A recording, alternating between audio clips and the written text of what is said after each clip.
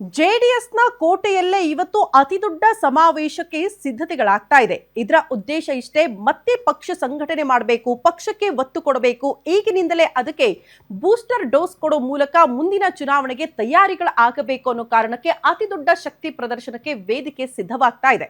ಹಾಗಾದ್ರೆ ಇವತ್ತು ಸಮಾವೇಶ ಎಲ್ಲಿ, ಹೇಗೆ ನಡೆಯುತ್ತೆ, ಎಷ್ಟು ಜನ ಭಾಗಿಯಾಗ್ತಾರೆ, ಇದರ ಉದ್ದೇಶ ಏನು, ಆ ಕುರಿತ ಒಂದು ರಿಪೋರ್ಟ್ ಇಲ್ಲಿದೆ ನೋಡಿ.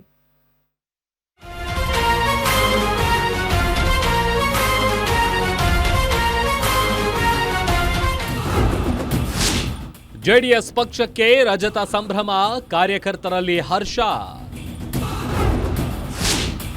ಇಂದು ಬೃಹತ್ ಸಮಾವೇಶದ ಮೂಲಕ ದಳಪತಿಗಳ ಘರ್ಜನೆ.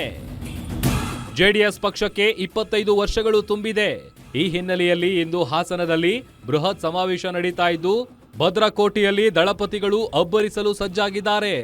2028ರ ಚುನಾವಣೆಯನ್ನ ಮುಂದಿಟ್ಟುಕೊಂಡು ಕಾರ್ಯಕರ್ತರಿಗೆ ಹುರಿದುಂಬಿಸಲು ದಳಪತಿಗಳು ಸಜ್ಜಾಗಿದ್ದಾರೆ. ಈ ಮೂಲಕ ರಾಜ್ಯ ರಾಜಕೀಯದಲ್ಲಿ ಹೊಸ ಅಲೆಗೆ ಸಾಕ್ಷಿಯಾಗಲು ಹಾಸನ ನೆಲ ಸಜ್ಜಾಗಿದೆ. ಈಗಾಗಲೇ ಹಾಸನದ ಭುವನಹಳ್ಳಿಯಲ್ಲಿ ಬೃಹತ್ ಸಮಾವೇಶ ಆರಂಭಕ್ಕೆ ಕೌಂಟ್ಡೌನ್ ಶುರುವಾಗಿದೆ.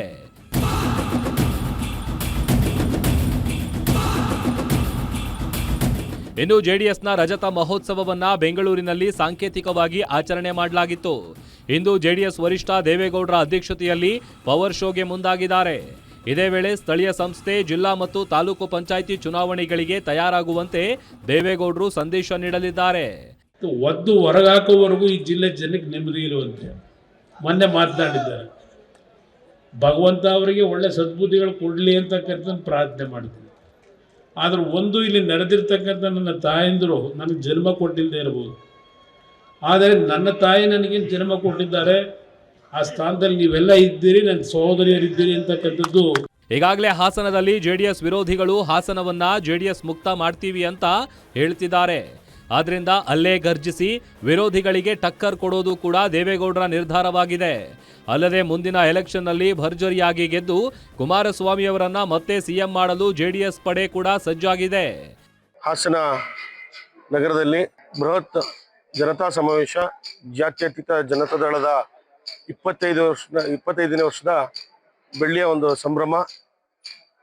ಸುಮಾರು 1.5 ಲಕ್ಷದಿಂದ 2 ಲಕ್ಷಕ್ಕೂ ಹೆಚ್ಚು ಕಾರ್ಯಕರ್ತರು ಮತ್ತು ನಮ್ಮ ಪಕ್ಷದ ಅಭಿಮಾನಿಗಳು, ಮುಖಂಡರು, ಅದು ವಿಶೇಷವಾಗಿ ಹಾಸನ ಜಿಲ್ಲೆಗೆ ಮಾತ್ರ ಸೀಮಿತವಾಗಿ ಸಮಾವೇಶ ಮಾಡ್ತಿರೋದು ನಮ್ಗೆಲ್ಲರಿಗೂ ಸಂತೋಷ ತಂದಿದೆ. ಇನ್ನು ಬೃಹತ್ ಸಮಾವೇಶದಲ್ಲಿ ಕೇಂದ್ರ ಸಚಿವ ಕುಮಾರಸ್ವಾಮಿ, ಶಾಸಕ ಎಚ್.ಡಿ. ರೇವಣ್ಣ, ಸ್ವರೂಪ್ ಪ್ರಕಾಶ್, ವಿಧಾನ ಪರಿಷತ್ ಸದಸ್ಯ ಭೋಜೇಗೌಡ, ನಿಖಿಲ್ ಕುಮಾರಸ್ವಾಮಿ ಸೇರಿ ಸುಮಾರು 2 ಲಕ್ಷ ಕಾರ್ಯಕರ್ತರು ಭಾಗಿಯಾಗೋ ನಿರೀಕ್ಷೆ ಇದೆ.